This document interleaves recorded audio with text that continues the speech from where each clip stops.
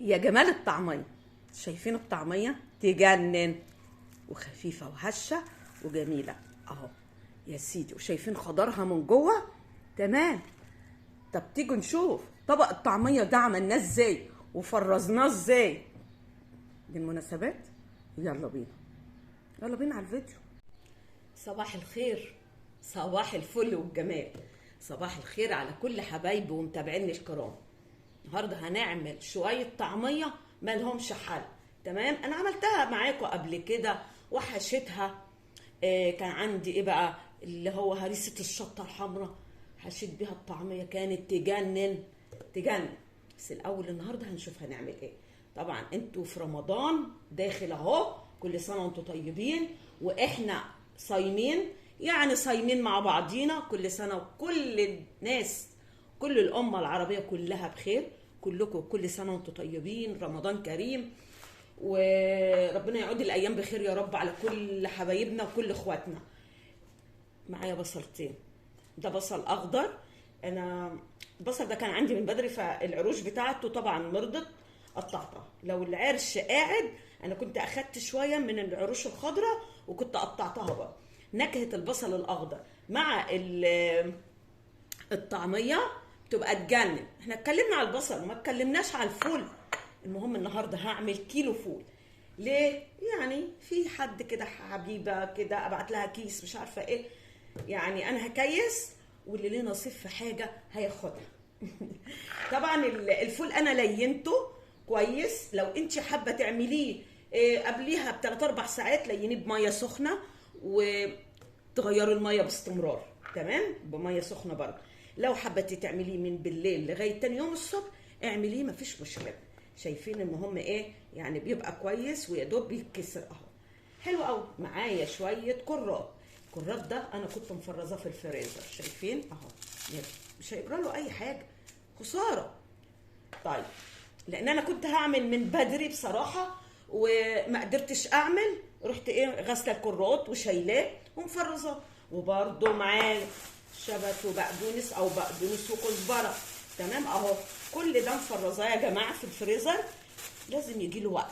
هاخد حبه منهم احطهم هنا، وكل الخليط بتاعي بصل اخضر، كزبره خضراء وشويه بقدونس. اوكي، معايا ايه تاني؟ معايا كيس بيكنج باودر، ده هحطه كله لكيلو الفول. معايا ملح، معايا كزبره ناشفه، معايا معلقه صغيره مليانه كمون لكل ايه الكيلو. معايا النهارده كل حاجتي هاخدها بالمعلقه الصغيره. معايا شويه توم باودر، لو عندك توم فريش حطي. انا عندي توم باودر هيسد ريحته. التوم ده كان قديم وحمصته وفرمته، ريحته خطيره جدا، يعني اقل حاجه منه هيسد معايا. تمام، يلا بينا نجيب الخلاط. شايفين بقى انا ايه بخرط. حطيت حبه كزبره خضراء على حبه بقدونس، وبخرط الكرات بتاعي. شايفين بيتخرط معايا على طول اهو، ناشف اهو بالتلج بتاعه، سامعين اهو. لكن بيتخرط معايا على طول يا جماعه. وطبعا بيبقى فيه ايه طري كده وفيه نسبه ميه من الفريزر. تمام، وانا مجهزه معايا كوبايه ميه عشان اضرب بيها في الخلاط. لو لقيته مش بيتفرم معايا بسرعه هحط حبه ميه مش مشكله، وهوريكم انا بصفي الميه ازاي واستعملها كمان. تمام، يلا نجيب بقى الخلاط بتاعنا ونضرب اول شويه. وهاخد برضو البصل، ولو البصل معايا قليل هروح اجيب كمان بصلايه حمراء. انا عندي بصل احمر، اروح اجيب بصلايه كمان. عشان ايه؟ بس انا هوريكم الاول انا هضرب دول وهنعمل ايه. تمام يا قلبي، يا ست الكل. طيب هاجي هنا بقى ايه ربع معلقه. كمان لو حبينا نحط التوابل بعد ما نضرب كله مش مشكله، بس انا بحب اضرب التوابل كلها مع ايه مع الفول بتاعي. معلقه صغيره كزبره، يلا حبه كمون اهو صغيره. تمام، نص معلقه ملح. انا مش بكتر الملح يعني، عارفين. حبه ايه بقى؟ بيكنج باودر. هنزل بحبه ميه كده قليلين وهضرب. تمام تمام يا تيتا، تمام يا تيتا.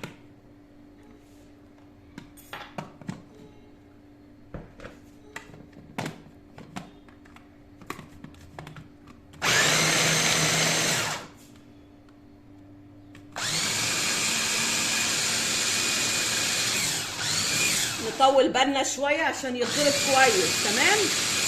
بصوا بقى، انا هشوف لون الطعميه معايا. انا لو عايزه لون الخضار يزيد عن كده هزود الخضره، مفيش مشاكل. بس هو ايه بقى اكتر حاجه حلوه ليه قوي قوي قوي؟ الكرات يا جماعه. تمام. طب انا بعمل ايه عشان اصفي حبه الميه اللي انا دخلتهم اهو؟ انا شايفه كمان هو مش هيتصفى قوي.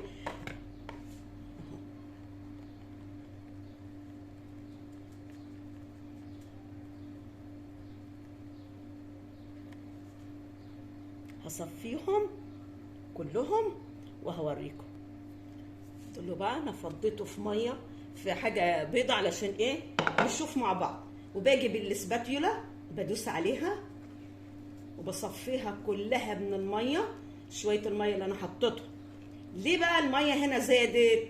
علشان الخضره بتاعتي اللي طالعه من الفريزر بتبقى فيها نسبه ميه، بس احنا هنرميها، احنا هنستعملها كلها وهناخدها كلها بنفس الطريقه. هرجعها الخلاط تاني وهستعملها تاني مع باقي ايه؟ مع باقي الخضار بتاعي. تمام اهو، شايفين اهو يا جماعه. يلا هكمل باقي الكميه بتاعتي في الخلاط وهروح مرجعه الميه بتاعتي تاني اهو. ليه؟ هي بقى دي اللي كلها ايه؟ العصاره بتاعتي بتاعه الفول اهو. نفس الميه هي هستعملها تاني وهرجع ايه؟ اضرب فيها الفول. وانا ايه؟ نزلت برضو تاني ببصلايه هنا عشان البصل كان قليل معايا. هخلص الكميه بتاعتي وهنرجع تاني نشوف هنعمل ايه. دول اخر حبه معايا. بصراحه مش هصفيهم وهم طراي علشان هوريلك كام حل. لو الطعميه خفت منك ولقيتيها سايبه شويه هوريك الحل معايا. تمام. بصراحه استخسرت ان انا اصفيها لاخر مره، هي مش خفيفه قوي يعني، بس ليها حل. عشان الخلاصه بتاعتهم او الميه اللي انا هصفيها تاني منها هي فيها خلاصه النكهه بتاعت الطعميه. فانا هعمل ايه؟ هنزل بيها كلها اهو.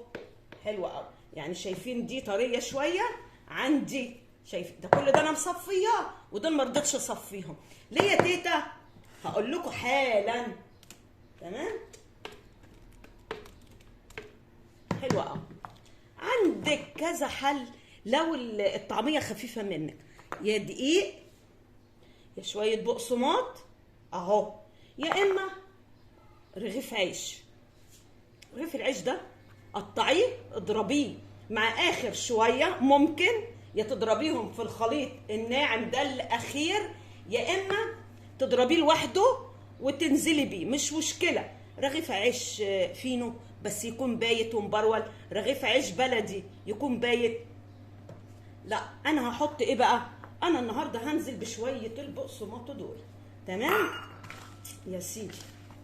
نسميها طعميه بالبقسماط. وقلبي كويس وخلي الخليط بتاعك كل يتجانس مع بعضه وخدي احلى طعميه. مفيش خالص خالص خالص. ولو تخينه هتعملي ايه؟ خفيها بحبه ميه وتجيبي الويسك او المضرب تضربي كويس قوي. كمان بعد ما تطلعيها من التلاجة او الفريزر تكوني سايباها في التلاجة شويه، يعني ما تطلعيش من الفريزر انت هتقلي. لا معلش، شويه المعلومات دول مهمين يا جماعه.